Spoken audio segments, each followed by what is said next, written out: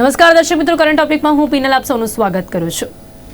દર્શક મિત્રો, જે તે લોકો વજન ઘટાડવા માંગતા હોય છે એ લોકો સૌથી પહેલાં શુગર કંટ્રોલ કરવાનો ટ્રાય કરતા હોય છે અને શુગર કંટ્રોલ કરવા માટે આજના સમયમાં આર્ટિફિશિયલ જે શુગર છે તેનો ઉપયોગ કરતા હોય છે। તો ઘણા બધા લોકો કે જેમને ડાયાબિટીસ થઈ જતી હોય છે એ લોકો પણ શુગર કંટ્રોલ કરવા માટે અને જે લોકોને શુગર ખાવી હોય છે ચામાં એ લોકો પણ આપણે જોતા હોઈએ છીએ કે હંમેશાથી જે આર્ટિફિશિયલ સ્વીટનર્સ છે તેનો ઉપયોગ કરતા હોય છે। પણ હવે તો નવો ટ્રેન્ડ એવો પણ છે કે જે લોકોને ડાયાબિટીસ ન પણ થઈ હોય એ લોકો પણ ડાયટ કરવા માટે એટલે કે પોતે વધારે શુગર ન લે એની માટે પણ ડાયાબિટીસ ન થઈ હોય છતાં પણ આર્ટિફિશિયલ સ્વીટનર્સનો ઉપયોગ કરે છે। હવે એવા લોકોને સાવધાન થવાની જરૂરિયાત છે કારણ કે WHO એટલે કે વર્લ્ડ હેલ્થ ઓર્ગેનાઇઝેશન દ્વારા કહેવામાં આવ્યું છે કે જે પણ લોકો આર્ટિફિશિયલ સ્વીટનર્સનો ઉપયોગ કરી રહ્યા છે તે લોકો સાવધાન થઈ જાય કારણ કે મેદસ્વીતા ઓછી કરવા માટે જેનો ઉપયોગ તમે કરી રહ્યા છો ક્યાંક તમે તમારા જીવને જોખમમાં મૂકી રહ્યા છો।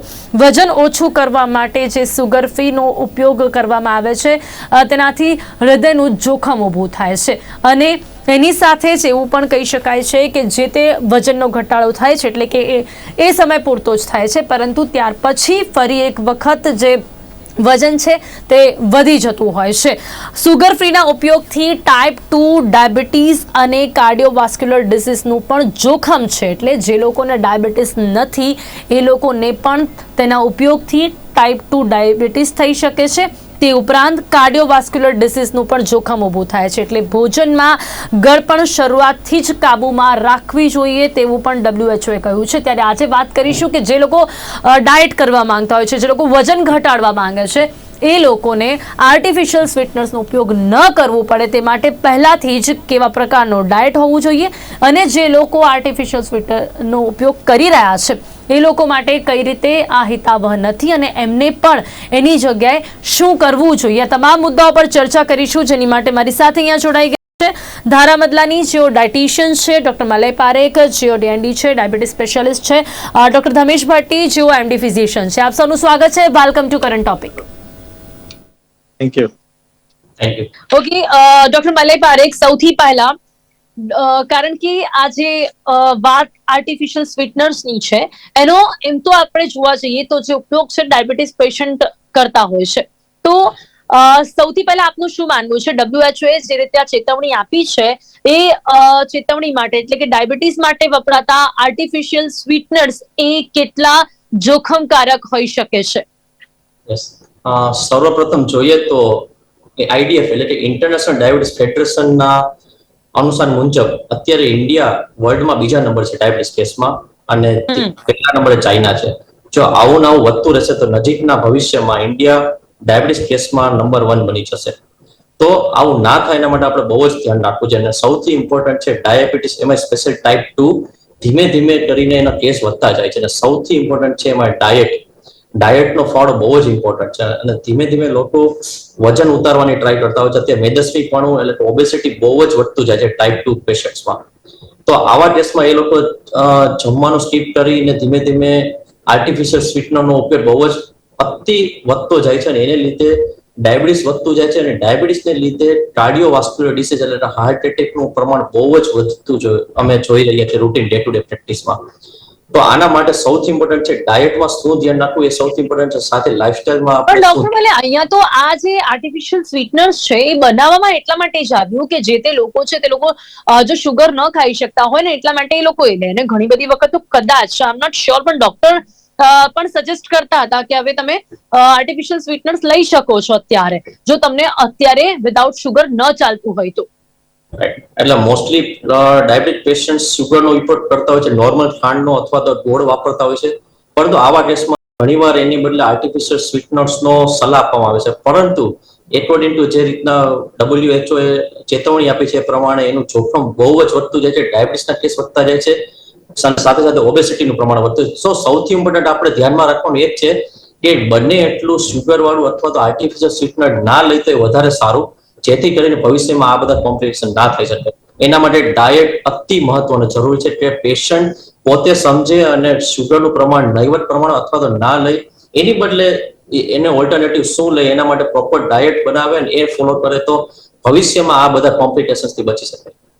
જી બિલકુલ. ડોક્ટર ધર્મેશ, આપનું શું માનવું છે? આર્ટિફિશિયલ સ્વીટનર્સ અને સાથે સુગર ફ્રી છે, ગોળીઓ આવતી હોય છે, લોકો લેતા હોય છે, ચામાં પણ, દૂધમાં પણ સજેસ્ટ પણ કરવામાં આવતું હોય છે. હવે એમાં કેવા ઇન્ગ્રેડિયન્ટ્સ હોય છે કે જેના કારણે હવે WHO ને આ પ્રકારની ચેતવણી આપવી પડી રહી છે?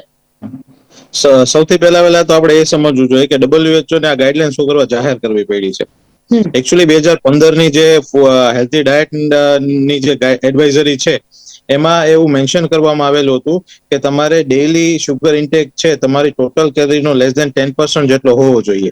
એટલે જે હેલ્થ કોન્શિયસ લોકો છે એ લોકો અને સાથે સાથે જે ડાયાબિટીસ વાળા લોકો છે એ લોકો વધારે પ્રમાણમાં જે આર્ટિફિશિયલ અને નેચરલી અવેલેબલ નોન શુગર જે સ્વીટનર છે એની તરફ વળ્યા હતા. એમાં મોસ્ટ કોમનલી જે યુઝ થાય છે એમાં એસ્પાર્ટેમ યુઝ થાય છે, સેકેરિન યુઝ થાય છે, સુક્રાલોસ યુઝ થાય છે અને સ્ટીવિયા યુઝ થાય છે. સ્ટીવિયા નેચરલી અકરિંગ લીફ છે કે જે નેચરલ છે. બાકી બધા જે ઇન્ગ્રેડિયન્ટ છે એ સેમી સિન્થેટિક અને અમુક એમાં બી નેચરલી અવેલેબલ અને અમુક જે પૂરાથી પૂરા એકદમ સિન્થેટિકલી બનાવવામાં આવેલા સ્વેટનર્સ છે. હવે સૌથી પહેલા જ્યારે 2015 ગાઈડલાઈન આવી એટલે પછી બધા લોકો આ જે શુગર ફ્રી છે, જે સ્ટીવિયા છે એની તરફ બધા લોકો વધારે યુઝ કરવાનું ચાલુ કર્યું.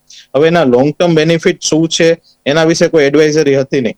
એટલે over the period of time એના ઉપર રિસર્ચ કરવામાં અત્યારે જે નવી ગાઈડલાઈન જે WHO બહાર પાડી છે જેમાં એ લોકોનું કહેવું એવું છે કે શુગર છે ઇટ ઇઝ જે નોન શુગર સ્વીટનર્સ છે જે NSS કહેવામાં આવે છે, they are not necessary in the food. Actually એ કોઈ ફૂડ છે ને, ફૂડ સપ્લિમેન્ટ છે નહીં. પ્લસ બીજી વસ્તુ એની કોઈ ન્યુટ્રિશનલ વેલ્યુ નથી. અને થર્ડ વસ્તુ કે એનાથી કોઈ લોંગ ટર્મ બેનિફિટ જે પહેલા એવું માનવામાં આવતું હતું કે શુગર નું આપણે ઇન્ટેક ઓછું કરશું આ બધા સ્વીટનર્સ લઈને તો બેનિફિટ થવો જોઈએ, જેમ કે ફ્રી ફેટ હોય આપણા બોડીની એ ઘટવી જોઈએ, પ્લસ જે એના રિલેટેડ કાર્ડિયોવાસ્કુલર જે આપણો વેઇટ લોસ છે એ થવો જોઈએ, અને પ્લસ જે કાર્ડિયોવાસ્કુલર રિસ્કમાં લોંગ ટર્મ બેનિફિટ થવું જોઈએ. હવે એમને જે સ્ટાર્ટિંગમાં જે ઓબ્ઝર્વેશન હતા એમાં એવી રીતની વસ્તુ જોવા મળી કે હા ઘણા બધા અમુક શરૂઆતના શોર્ટ ટર્મ પીરિયડમાં વેઇટ લોસ ને એ જોવા મળતો હતો વિથ NSS ના યુઝ. પણ એનો જયારે લાંબા ગાળામાં એને જયારે કમ્પેર કરવામાં આવ્યું કે એનો જે હેલ્થ બેનિફિટ કેટલો છે તો એમાં હેલ્થ બેનિફિટ એટલો જોવામાં ના આવ્યો. પ્લસ ઉલટું જે આપણે પેલા જોતા હતા કે ઓવરવેઇટ ના જે એ લોકોને એવા ઓબ્ઝર્વેશન મળ્યા કે ઓવરવેઇટ વાળી પોપ્યુલેશન બી વધારે છે. જે લોકો સ્વીટનર જે NSS યુઝ કરે છે, જે આપણે આર્ટિફિશિયલ સ્વીટનર્સ જે યુઝ કરે છે એવા લોકોમાં બી ઓબેસિટીનું પ્રમાણ વધારે જોવા મળ્યું. સાથે સાથે એમાં કાર્ડિયોવાસ્ક્યુલર રિસ્ક ફેક્ટરનું બી પ્રમાણ વધારે જોવા મળ્યું. અને એની સાથે સાથે એ લોકોમાં જે લોંગ ટર્મ જે કાર્ડિયોવાસ્ક્યુલર જે રિસ્ક ફેક્ટર એના કારણે મોર્ટાલિટી છે એ બી જોવા મળ્યું છે. તો આ બધી વસ્તુઓના કારણે એમને એડવાઇઝરી જાહેર કરવી પડી કે એ યુઝ કરવું it is not the option. Rather than તમે પહેલેથી જ શુગરનો જે નેચરલી અવેલેબલ શુગર છે એનું ઇન્ટેક જ રાખો અને ઓછા પ્રમાણમાં રાખો. તમારું ટોટલ કાર્બોહાઈડ્રેટ ઇન્ટેક છે તમે ફૂડ એવી રીતે પ્લાન કરો, તમારી ડાયટ એવી રીતે પ્લાન કરો કે તમારે જે શુગર કન્ટેન્ટ હોય less than 10% of the diet થાય. અને એમાં જે આર્ટિફિશિયલ સ્વીટનર્સ નો ઉપયોગ કરવો એટલો જરૂરી નથી. એટલે WHO એ એડવાઇઝરી જાહેર કરી છે. જી દાદાજી, આપનું શું માનવું છે દાદા? કારણ કે અહીંયા આપણે આર્ટિફિશિયલ સ્વીટનર્સ ની જો વાત કરીએ, સુગર ફ્રી ની જો વાત કરીએ તો આપણે એ પણ જોઈએ છે કે એની તો એડવર્ટાઇઝમેન્ટ પણ એ બેસ પર જ કરવામાં આવે છે. ઘણા સ્ટાર્સ એની એડવર્ટાઇઝ કરતા હોય છે કે જેમાં એવું જ કહેવામાં આવે છે કે વજન ઘટાડવા માટે. અને સાથે જ આપનો શું અનુભવ છે, કારણ કે આપ પણ ડાયાબિટીસ માટે ડાયટ સજેસ્ટ કરતા હશો ત્યારે સૌથી પહેલા શુગર છોડવા માટે એની સલાહ આપતા હશો, પણ શું એ છોડીને જે લોકો આર્ટિફિશિયલ જે સ્વીટનર્સ છે એનો ઉપયોગ કરતા હોય છે, લોકોમાં વજન ઘટે છે, તો એ કેટલો ટકાઉ હોય છે?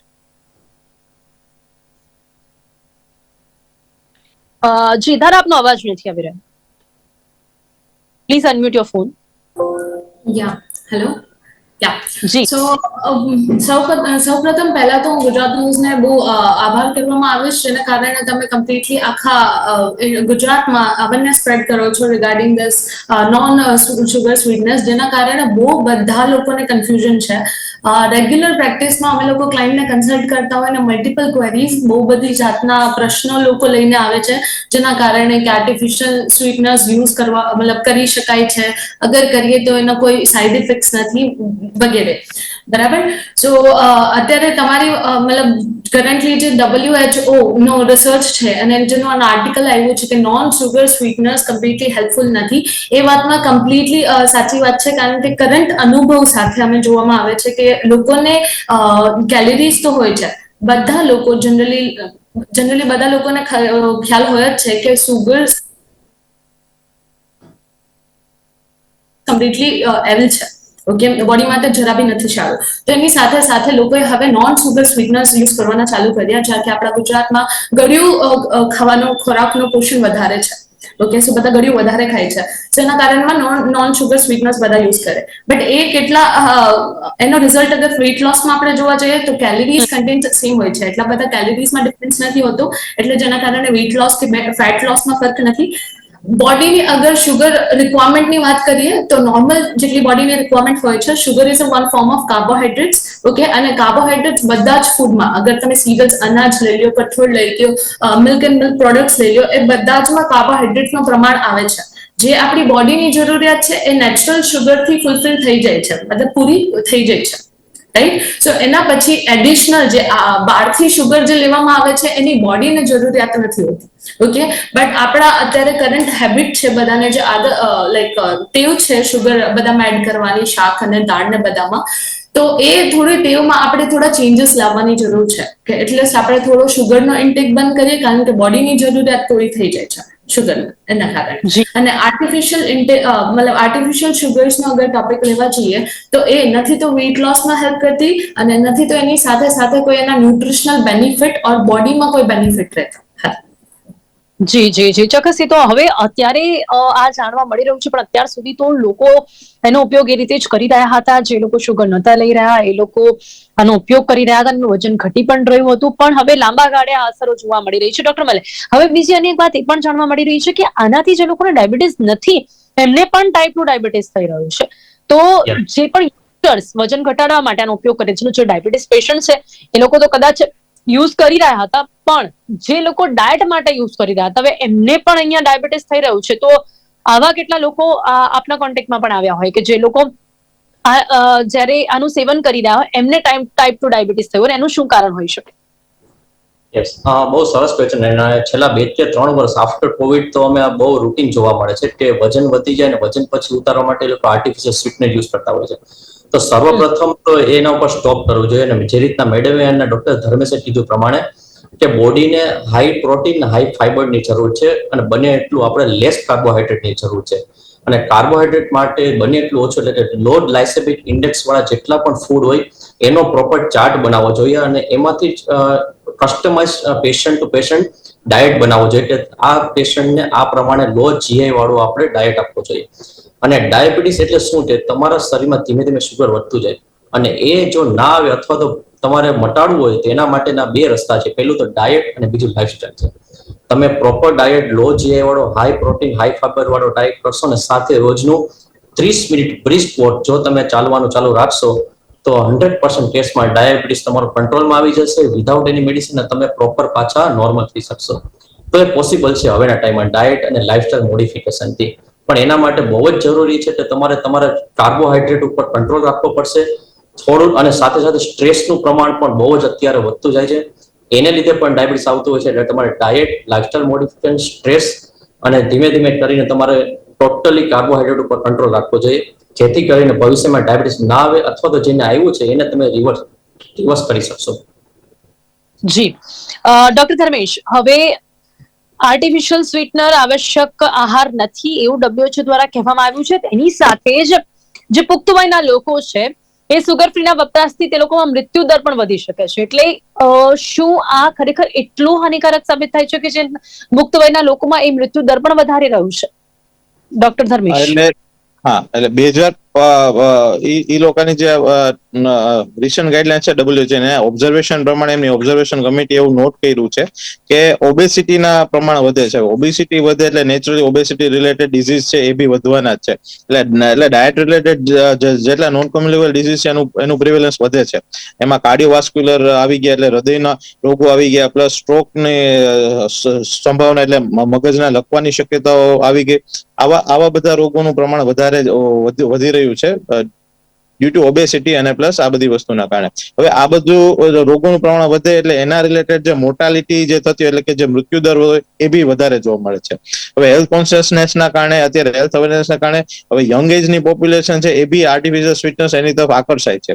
હવે એના લોંગ ટર્મ જે બેનિફિટ હતા અત્યાર સુધી આપણી સામે કોઈ એવા લોંગ ટર્મ સ્ટડી થયેલા નહોતા એટલે અત્યાર સુધી એવી કોઈ ગાઈડલાઈન હતી ને એના લોંગ ટર્મ આઉટકમ શું છે, લાંબો સમય આર્ટિફિશિયલ સ્વીટનર યુઝ કરવાથી આપણા શરીરમાં શું ફેરફાર થાય છે એની કોઈ આપણે સાયન્ટિફિક ગાઈડલાઈન હતી નહીં. પણ હવે એ લોકોની ઓબ્ઝર્વેશનમાં આવ્યું છે એટલે એ લોકોએ ગાઈડલાઈન બહાર પાડી છે કે આ બધી વસ્તુ છે બને એટલી અવોઇડ કરવી જોઈએ. એની સાથે સાથે એમને એ બી કીધું છે કાર્ડિયોવાસ્ક્યુલર કેવી રીતે થઈ રહ્યું છે આનાથી?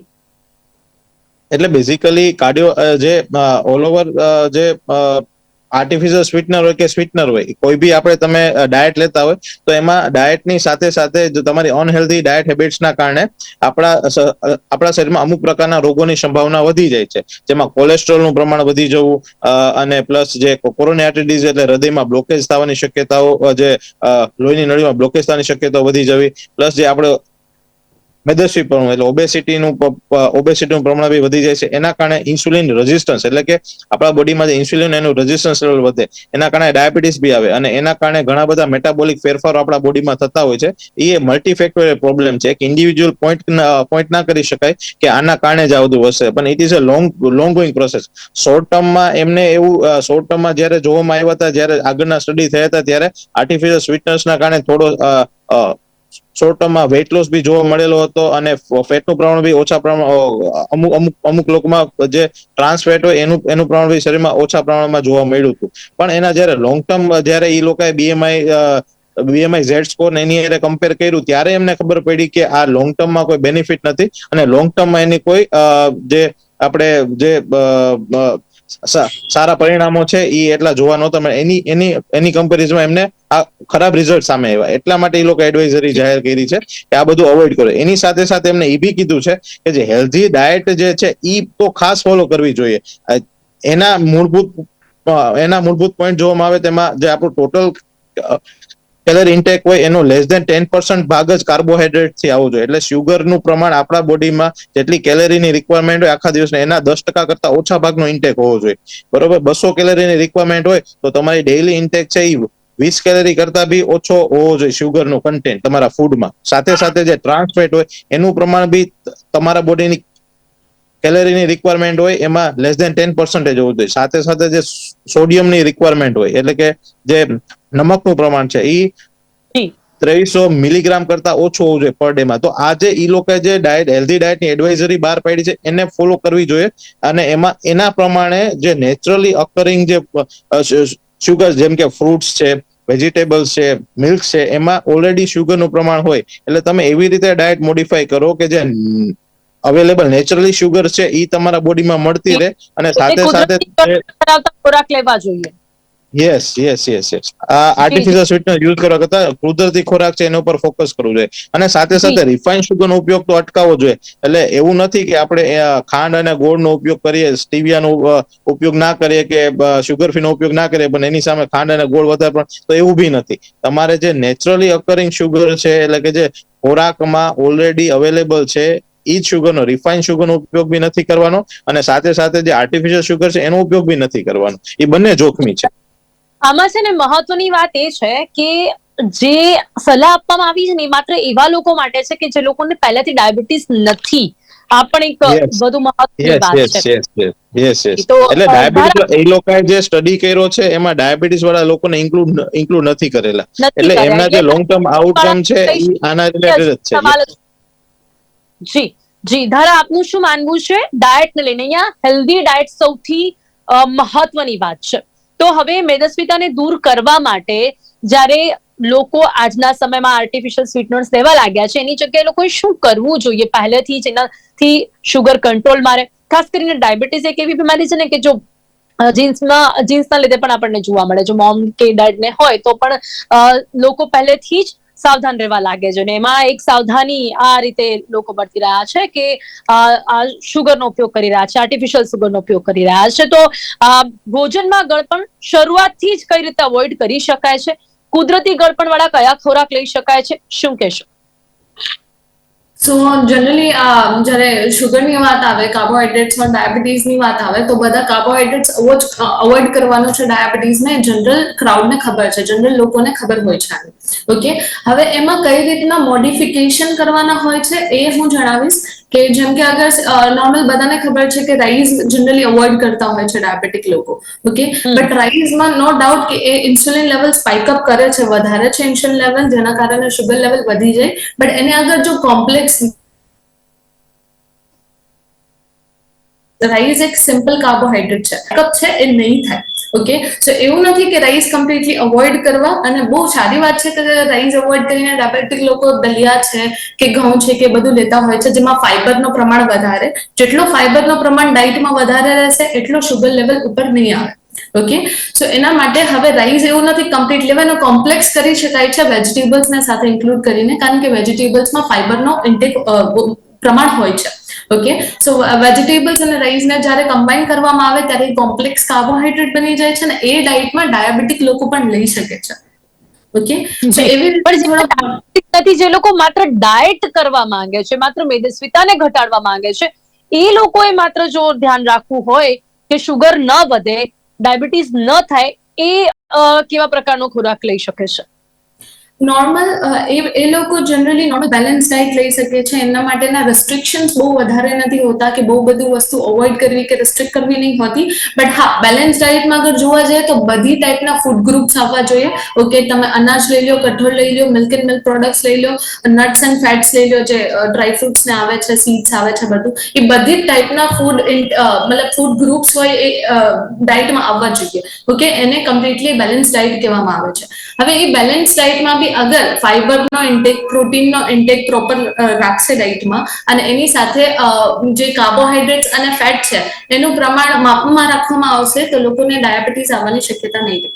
ઓકે, કમ્પ્લીટલી કાર્બોહાઈડ્રેટ્સને કોમ્પ્લેક્સ કરી દેશે, જેવી રીતે મેં જણાવ્યું કે ઇન્સ્યુલિન લેવલ સ્પાઇક ન થાય, તો એને કમ્પ્લીટલી દાદા, દિવસ વેજીટેબલ્સ. દરમિયાન કેટલું શુગર લોકો લઈ શકે છે? કેમ કે ચા કે દૂધ એમાં તો જનરલી લોકો લેતા જ હોય છે.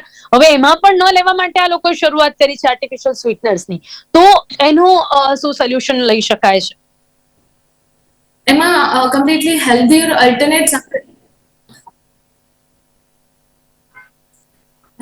અલ્ટરનેટ્સનો ઉપયોગ કરી શકાય છે, જે નેચરલ શુગર મળે છે, જેમ કે ખજૂર છે, અંજીર છે, કોકોનટ છે, આ બધામાં નેચરલ શુગરના પ્રમાણ હોય છે. તો એ ટાઈપના નેચરલ શુગર, કિસમિસ છે, આ બધા નેચરલ શુગરનો ઉપયોગ કરવાનો આર્ટિફિશિયલ સ્વીટનેસની જગ્યા પર.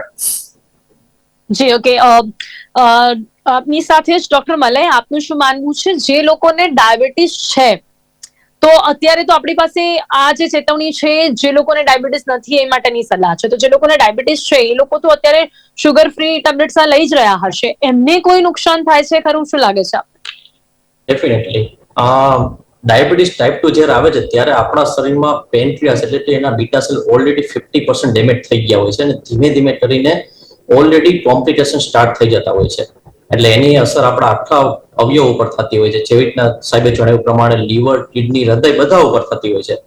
એટલે નિયમન પ્રમાણે એની પહેલા તો તપાસ થવી જોઈએ, અને સૌથી ઇમ્પોર્ટન્ટ ઉઠ્યા પેટનું શુગર સવારે 100 ની અંદર રહેવું જોઈએ, અને 3 મહિનાનું એવરેજ છે HbA1c બને તો 7 ની અંદર રહી તો ભવિષ્યમાં ક્યારેય કોઈ ઇમરજન્સી કે કોઈ કોમ્પ્લિકેશન ડેવલપ નથી થતા બધા. હવે આના માટે સૌથી ઇમ્પોર્ટન્ટ ડાયટ, જેવી રીતના મેડમે કીધું પ્રમાણે બેલેન્સ ડાયટ હોવો જોઈએ, બને એટલો હાઈ પ્રોટીન, હાઈ ફાઈબર અને નેચરલ શુગર વાળો હોવો જોઈએ, અને બને એટલું આર્ટિફિશિયલ શુગર વાળું એવોઇડ કરવું જોઈએ. અને સાથે એ પ્રમાણે કીધું પ્રમાણે લાઇફસ્ટાઇલ પણ એટલી જ ઇમ્પોર્ટન્ટ છે. ખાલી ડાયટ થી કશું નથી થતું, ડાયટની સાથે સાથે લાઇફસ્ટાઇલ બહુ જરૂરી છે. અને રોજનું 30 મિનિટ બ્રિસ્ક વોક અતિ ઇમ્પોર્ટન્ટ છે. જો આ બે વસ્તુનો સમન્વય થાય તો બેલેન્સ ડાયટની સાથે લાઇફસ્ટાઇલની સાથે પેશન્ટ ક્વોલિટી વાળી લાઈફ જીવી શકે છે વિધાઉટ એની કોમ્પ્લિકેશન સાથે. જી, બિલકુલ. હવે સમય ખૂબ જ ઓછો છે, પરંતુ અંતમાં ડોક્ટર ધર્મેશ ધારા અને ડોક્ટર મલય, આપ ત્રણ તરફથી વન લાઇનર એડવાઇસ મેદસ્વીતાને ઓછી કરવા માટે શું ધ્યાન રાખવું જરૂરી છે? ડોક્ટર ધર્મેશ. સૌથી પહેલા તો જેમ આપણે હેલ્ધી ડાયટ લેવી જોઈએ કે જેમાં તમારું ટ્રાન્સફેટ અને કાર્બોહાઈડ્રેટ લેવલ ઓછું હોવું જોઈએ, ફાઈબર અને પ્રોટીનનું પ્રમાણ વધારે હોવું જોઈએ. અને પ્લસ તમારું જે મીલ છે એ બેલેન્સ મીલ હોય, જેમ ધારા મેડમે કીધું એવી રીતે કે તમારું બિલમાં મીલ હોય એમાં બધી જ વસ્તુ એમાં હોવી જોઈએ. પ્લસ સાથે સાથે ફાસ્ટ ફૂડ જંક ફૂડ જે આપણે કરીએ છીએ એમાં જે ટ્રાન્સ ફેટ એટલે સેચ્યુરેટેડ ફેટનું પ્રમાણ વધારે હોય છે, જે આ બધા ડિઝીઝને નોતરે છે, ડાયાબિટીસને, હૃદયના રોગોને લખવાની બધી વસ્તુઓનું પ્રમાણ વધારે છે. એટલે એ બધી વસ્તુ તો અવોઇડ જ કરવી જોઈએ. આપણે જે એટલે બાકી થવું જોઈએ જી. ધારા આપની અંતે advice અને ફ્રૂટ્સ, કેવા ફ્રૂટ્સ પણ હોય છે જે શુગર વધારતા હોય છે, તો એમાં પણ કેવા ફ્રૂટ્સ લેવા જોઈએ?